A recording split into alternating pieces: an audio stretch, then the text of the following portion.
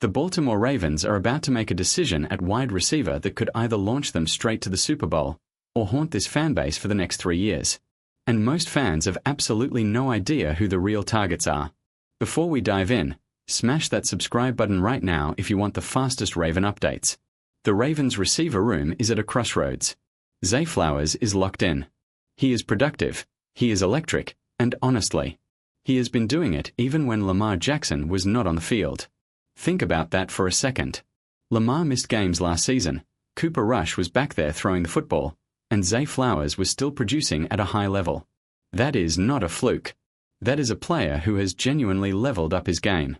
Back-to-back Pro Bowl seasons. 2 straight years of proving he belongs among the best receivers in this league.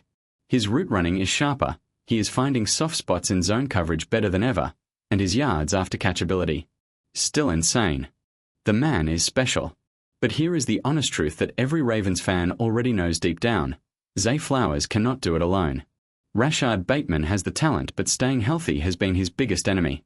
Tez Walker gives you a downfield threat, but the question marks are still there. And Leonte Wester barely saw the field last season. That is the reality of the current receiver room. So the question heading into this draft is simple. Does Baltimore go get a weapon? And if so, who? Think about what DeAndre Hopkins brought to this offense last year, even for just a short window. Lamar drops back, he scans the field, he sees Hopkins running a route one-on-one on the outside. The corner is draped all over him.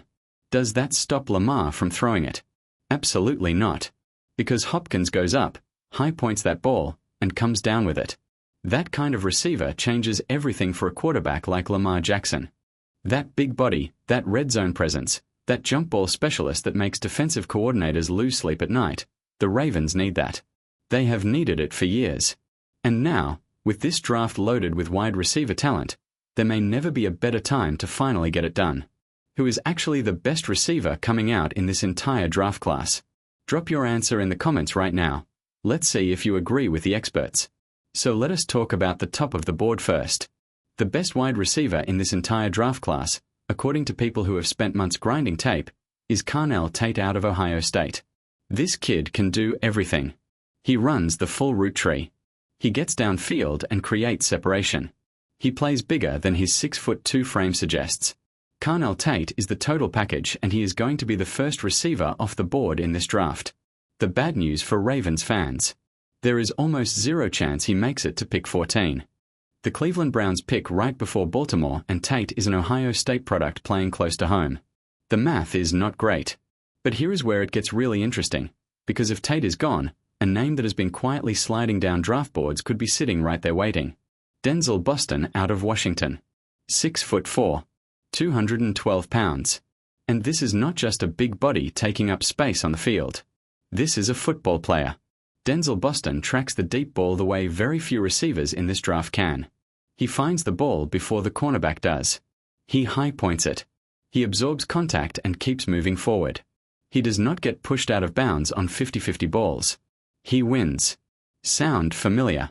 It should, because that is exactly the kind of receiver this Ravens offense has been missing since they lost their last true jump ball threat.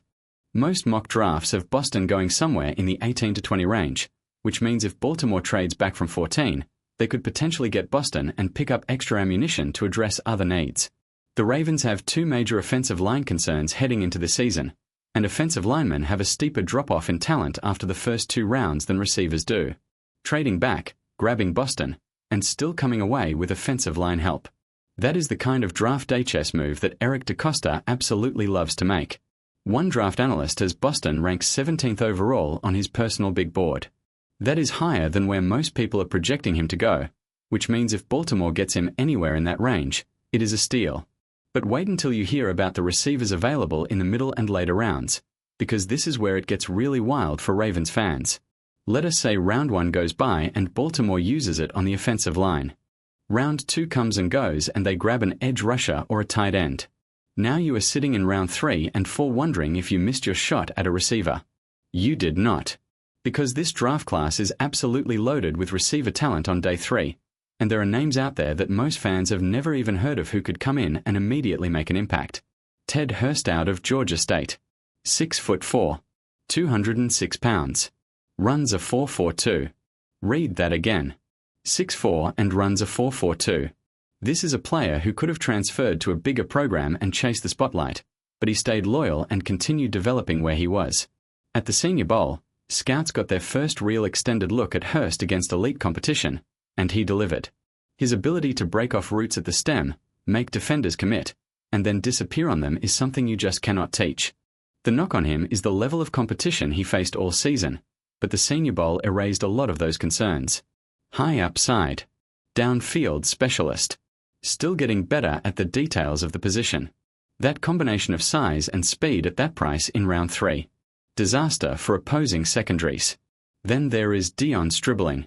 6'2". 207 pounds. Runs a 4.36.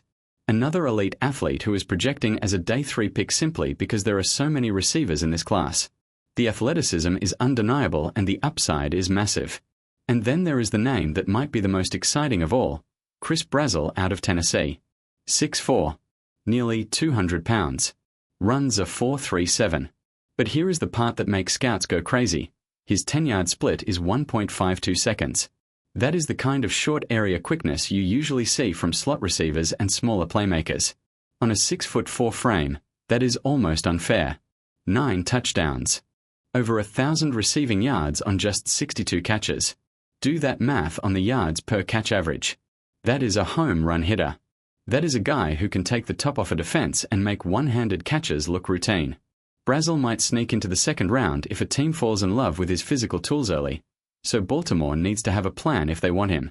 Now let us talk about 2 names perfectly built for how the Ravens actually play football. Jeremy Bernard out of Alabama. 6'1". 206 pounds. He is not going to burn corners in a straight line race, but that is not what makes Bernard dangerous. Bernard is a masterclass in using the middle of the field. 12 yards. 15 yards. He comes across the middle, catches everything, breaks tackles, and moves the chains. He is a devastating blocker too, which means the Ravens can use him in multiple alignments without tipping their hand. For a Lamar Jackson offense that thrives between the hashes, Bernard fits like a glove. And finally, Skylar Bell out of UConn. 6 feet tall. 10-inch hands. Route running specialist who turned down bigger nil opportunities at other programs because he believed in what he was building.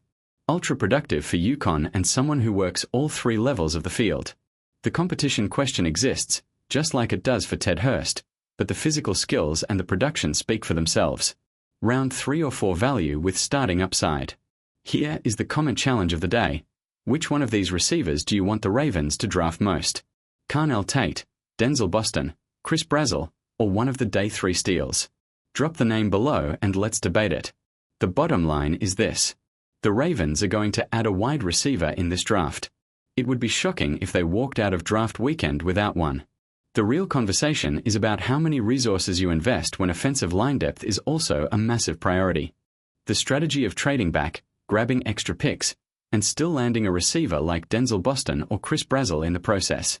That is exactly the kind of move that turns a good Ravens team into a Super Bowl contender. This draft class has receivers everywhere. Big bodies. Speed merchants. Route running specialists. Possession guys. Whatever the Ravens decide they need most, it is in this draft. And in a few short weeks, we are going to find out exactly what Eric DeCosta and this front office believe is the missing piece. Stay locked in. Draft day is almost here. And for the Ravens, it cannot come fast enough.